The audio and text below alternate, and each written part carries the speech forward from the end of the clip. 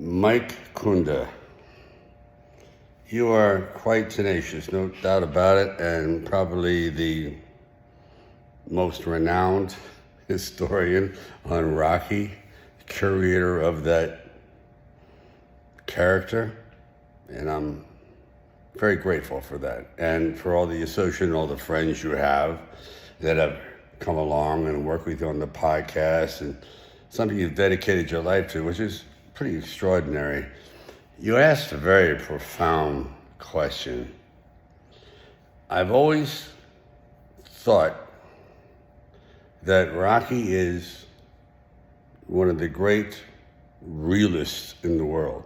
He knows his flaws, he knows his inadequacies, and he doesn't try to cover them up.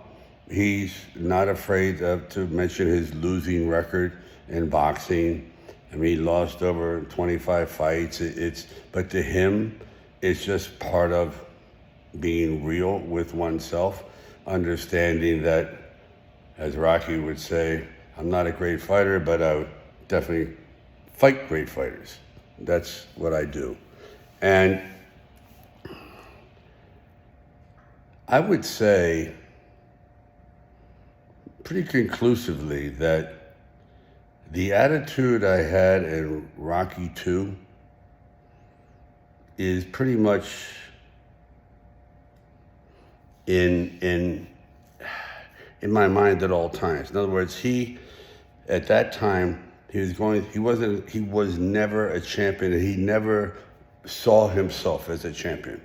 He always wanted to win, but he never wanted the trappings of being a champion. If anything, it took away from the essence of his simplicity, and it complicated his life.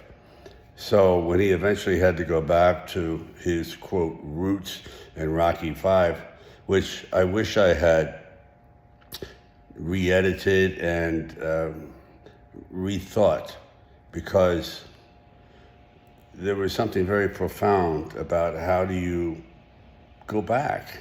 It's probably the most terrifying thing in the world for anyone who has had a modicum of success, is to lose it all. And you go, what were all those beatings for? What was all that dedication? What was all that insecurity of rising above your fears? For nothing. But he isn't the kind of guy that would overtly whine. And I guess there's some aspects of that film that in retrospect, I would have, of course, done over. And the fight I would have definitely done over. I would have probably had it indoors. There was something about the street that didn't have the grandeur, the pageantry that the audience had built up in their minds. So it's kind of, for example, you're going to a Formula One race, you're going to the Daytona 500 for 20 years. All of a sudden, you find out that the race is being held in a cornfield in Kansas.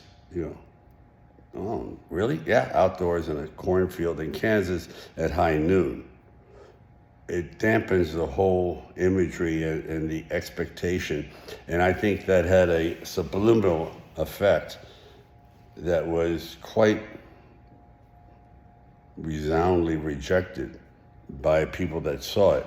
The film itself, I think, was adequate in its performances. I probably could have done a better job if I directed it. No offense to John, but after 2 and 3 and 4, it was almost autopilot. I know that was also one of your questions, Mike, to go, do you ever think, when you think about Rocky, what do you think of? When you see it on TV or someone asks you about it, do you think about, oh, God, that was incredibly tedious? Or do you have other feelings? I still have a sense of wonderment that how did this happen, because it was almost done, as all of them were done, in a sense of on a sense, with a sense, I should say. Too many punches, you know what I'm saying? And I would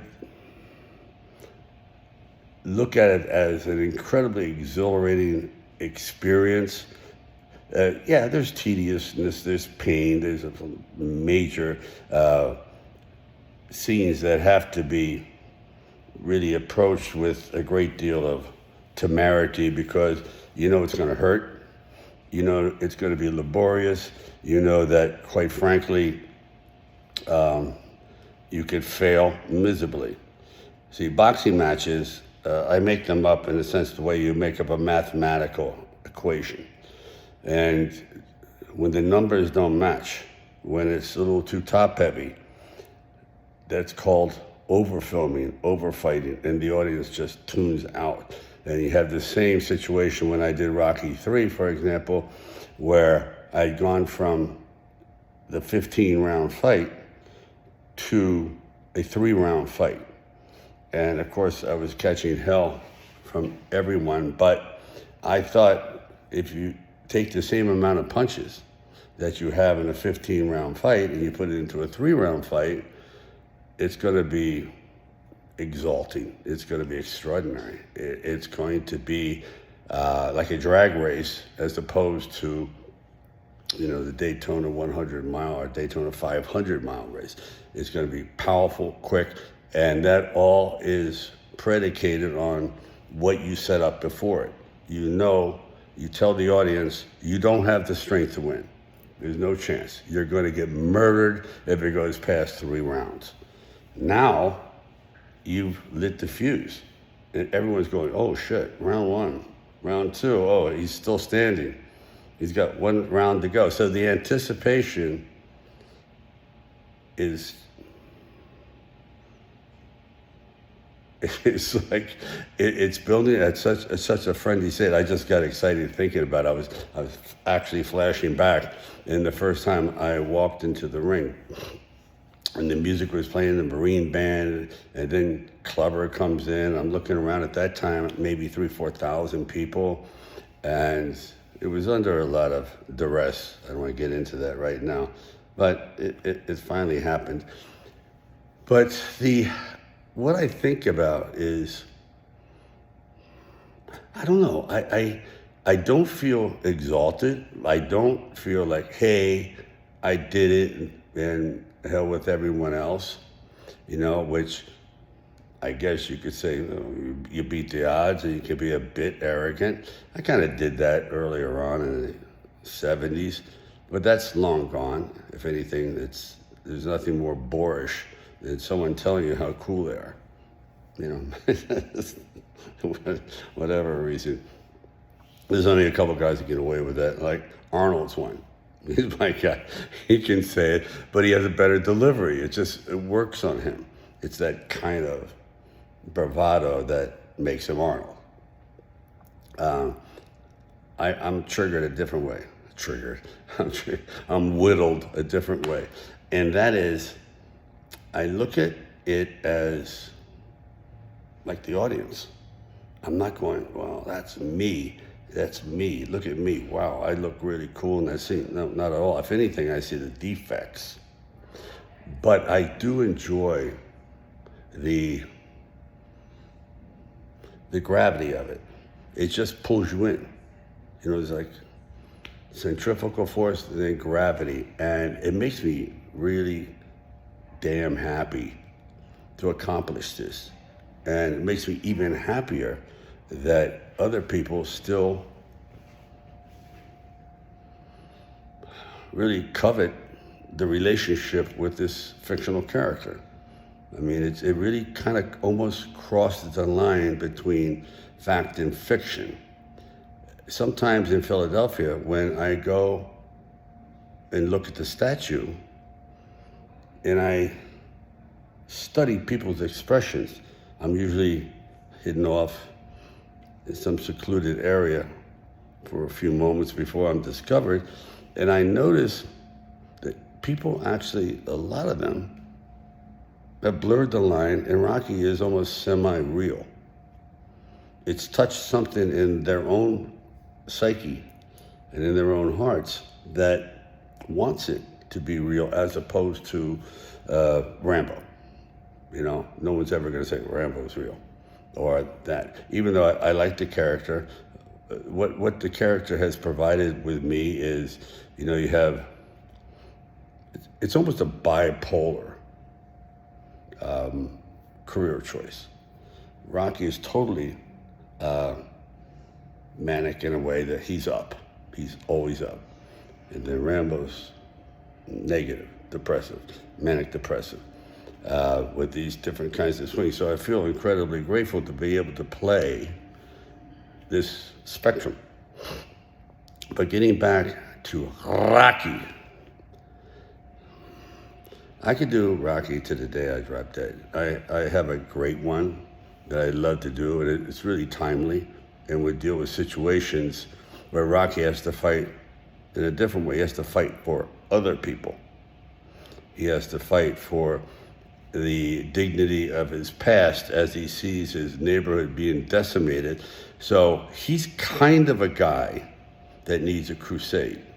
That's when he's best. Rocky is not a really good loner. It's not. He needs companionship. He was so alone. I mean, you know, he had dogs, turtles. He had nothing. He was not attractive to women. He was not a social bird. Whereas you take some characters that really relish relationships, not him. And that's pretty much me too. I have a great time when I'm in front of thousands of people. You're in front of 500 million people who are being broadcast around the world. There's no trepidation. I feel not nervous at all, not nervous at all.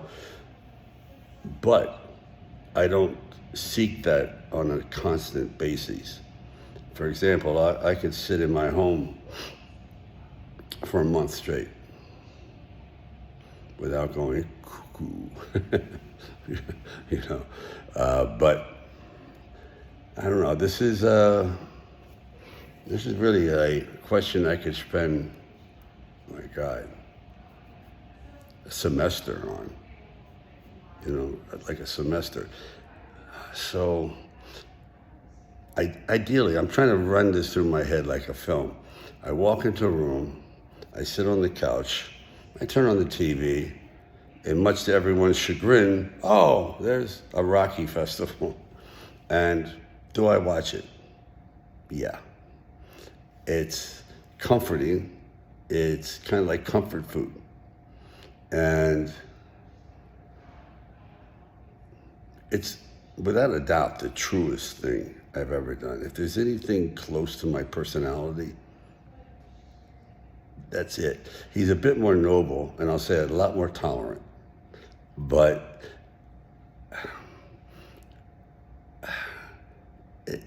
Rambo's definitely not my personality.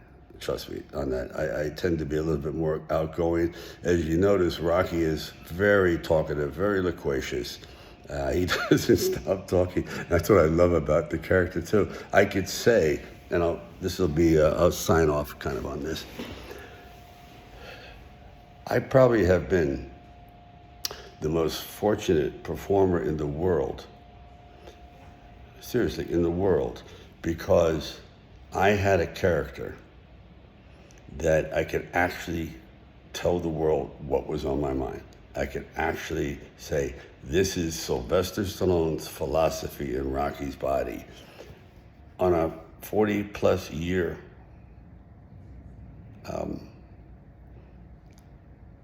run.